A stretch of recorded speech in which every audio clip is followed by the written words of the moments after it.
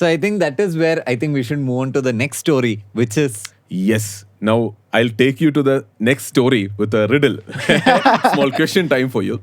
And I'll try to put it across like how people on Instagram normally come up with reels, right? Okay. This is a stock. If you would have put in 5 lakh rupees 25 years before, this would have become 3.6 crore rupees today. Oh. This has given in the last 25 years nearly a CAGR returns of 24%. that would have outperformed nearly any other asset class easily. Absolutely, with great stability as well. This hasn't given lot of drawdowns as well. And also, this is a poster boy among the Indian blue chips. Oh. People love this company. You use this company in your home. I think I While have you the name. construct it in the paint industry. But then yes, there is only one name. Since you mentioned paint, it Yeah. should be Asian Asian Paint. Paints, Absolutely. yeah. Asian Paints, a stock that a lot of people love. Even we've also, I personally have spoken a lot about Asian Paints in the past. But now it seems to be that Asian Paints is in slightly troubled waters. Things do not seem to be really nice with the company. Now, if you see in this calendar year, the stock is down by more than 30%. And in its entire existence, this is the year where it is, or this is the first time it is down by so much. So it's very interesting. So one, the stock is already down by 30%. Two, from the COVID times, it's only up by 50%, where even Nifty is up by more than 150%. So that's also very interesting. But even more interestingly, the revenue of the company in the last 3 years hasn't been moving much. It has been around 30,000 crores for the last 3 years. Revenue is stagnating, profit is not moving much, stock price is actually moving down. What is happening to the investors' favorite stock? Asian Paints is something I think we should definitely talk about it. A lot of insights there. So let's get into it, is what I'll say. So let's talk about the company first. So Asian Paints is the market leader in the Indian paint segment. Yes. So out of a lot of listed companies and even unlisted companies, Asian Paints holds a 50% market share. Huge. So they've been a winner throughout history, and they've been a proud torchbearer for the Indian paint industry. And that is where we even have to bring in the vision the founders had. So there were basically 4 founders. They started Asian Paints, the company, in 1942. And in 1970s, they were the only company having a supercomputer, and approximately around 8 crores in that time they have spent to buy this supercomputer. And if you believe it or not, even ISRO didn't had any supercomputer back then. These guys bought it only because of the vision that they had, that they should run this company in a data-driven way. And they were analyzing so many color patterns. They were doing so much of analytics and data where they know how much of consumers, what do they want, at what price, what color they want. They wanted to do all of that in a data-driven process. So they got that supercomputer. Yeah, so they've definitely innovated. They've definitely changed the face of the paint industry in India. And that's why, obviously, they have this 50% market share. And they've given the kind of returns they have given to the shareholders. But obviously, it hasn't been great for the company. And I'm not even coming from a share price standpoint, because, hey, share prices could move down at some point of time. Just because it has been delivering massive returns in the past doesn't mean that it will have to do that always, right? There's no obligation. But what I'm really concerned about is revenue not growing. I mean, the industry leader doing really well with a moat.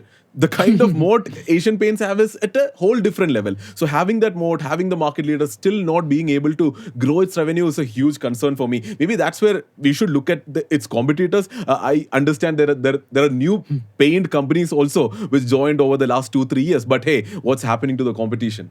So the entire competition is doing bad. So not just Asian Paints, but if you're looking at the entire industry, everyone's stock prices are down. Yep. Everyone's revenue is stagnating. So it's an industry-wide thing. So one, competitors not doing well with regards to their revenue and share price of listed players. And two, as you said, 2 new competitors and 2 big names coming into the industry. One from the house of Birla, Aditya Birla, which is being called as Birla Opus. And the second one, JSW Paint, from obviously the JSW family. So they are coming away, stealing some market share from all these listed companies. And at the same time, the rest of the industry is also facing very big demand problems in the Indian urban sector. Whenever you're looking into the economy around you or the places around you, it's interesting to see that a lot of new buildings are getting built. Yeah. But when I read the Asian Paints, the CEO's a very certain interview, he was saying that the urban demand is very low. I was like, I couldn't process it. Even in Bangalore, whenever a tenant moves out of a flat, they make sure that they paint it. Yeah, There is yeah, no yeah. discussion. They'll paint it anyway, even if you say you don't want it. Yeah. So in such a world, for him to say urban revenue is not increasing, I was actually surprised. I mean, even I keep going back to Hyderabad every quarter, right? So every 3 months I go to Hyderabad, I see a whole new city coming up. I see so much of expansion. I mean, so many big towers being built, and I can only. I mean, imagine how many hundreds or lakhs of liters of paint would need to paint all these buildings, and I don't see that happening. Revenue's not growing. All the paint stocks are stagnant. I don't know what is even happening there. Exactly. Again, I'm also not able to understand the fact that everywhere we look, we talk about the years of India, years of the growing country, which is India.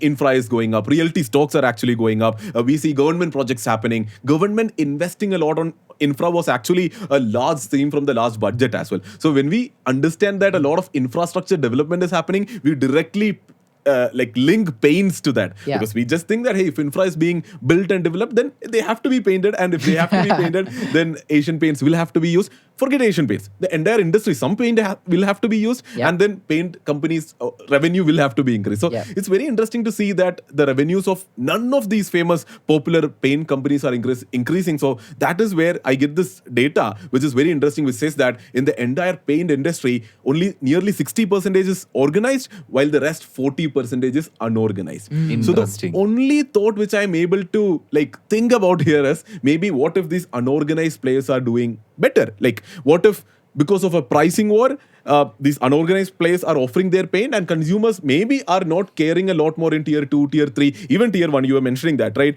Maybe they're not caring a lot about the quality because there isn't much delta in quality, but the price delta is so high that people are maybe opting for these unorganized paint brands. And another reason could be, again, like rightly Sharique said, the pricing war. Recently, we also understood that the raw material costs for paints have increased a lot, and these companies, to again survive and even to grow, they had to forcefully increase their prices by some 15-18%, right? I would also point out corporate greed. Them wanting to maintain their operating margins. Yeah. Them not wanting to make their shareholders sad, because it's very counterintuitive. For the short term, they're looking at, okay, we have to maintain operating margin at this percent. Otherwise, the market will punish us. Yeah. That is true.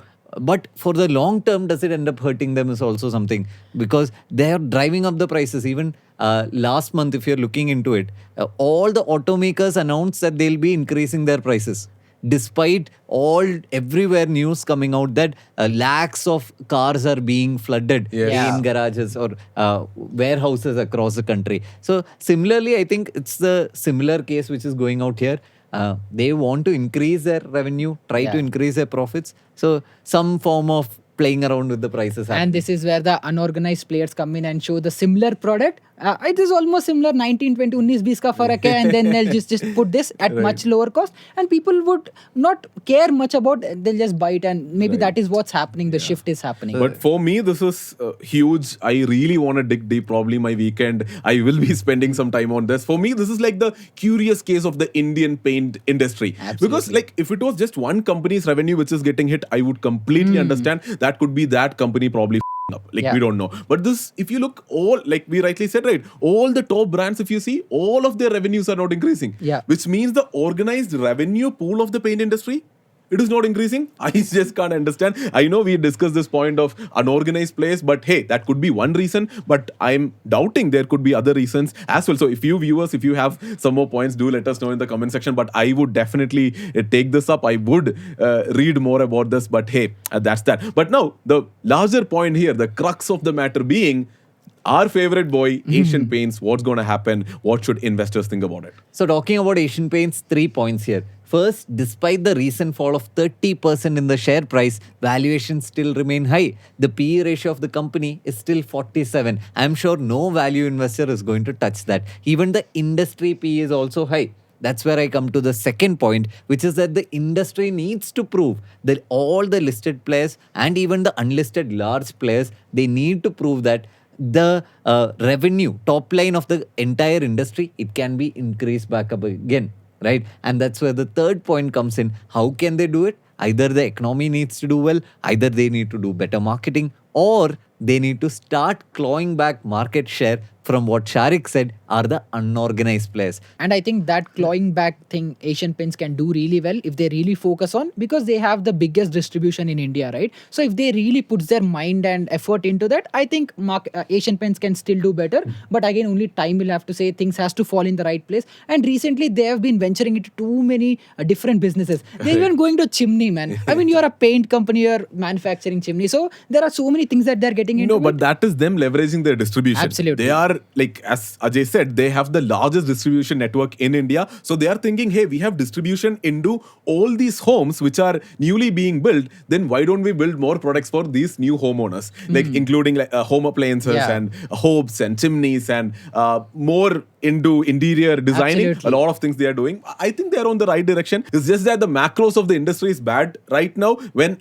the industry gets good, I think Asian Paints is here to win. I really would bet my money on them. Yeah, maybe I think they'll even come up with a one-stop solution for everything. You give them a house plan, and then they're going to build you a house. Then they're going to paint your house. Then they're going to do interior designing. They'll give you appliances. They'll give you furniture, everything. Yeah, interior designing as an industry is booming in India. Like, Absolutely, Indians have finally started spending a lot on interior designing, right? Yeah. So, but at the scale which they're operating in today, 30,000 crores, paint makes up more than 95% of their revenue, despite chimneys, despite that. Right. It's still paint, right? So I think they'll have to focus on that to grow their business. That's the only major lever in the short term. In the long term, I know I'm contradicting myself a bit, but in the long term, they can definitely use that distribution network to market out different products, right? That can be a possibility. But again, we also have to understand the competition is also high. They are also kicking in. Earlier, they were like the only duopoly or a monopoly, I would say. But again, new players are coming in, eco-friendly paints are coming in, so they have to like actually work on their R&D and get things better.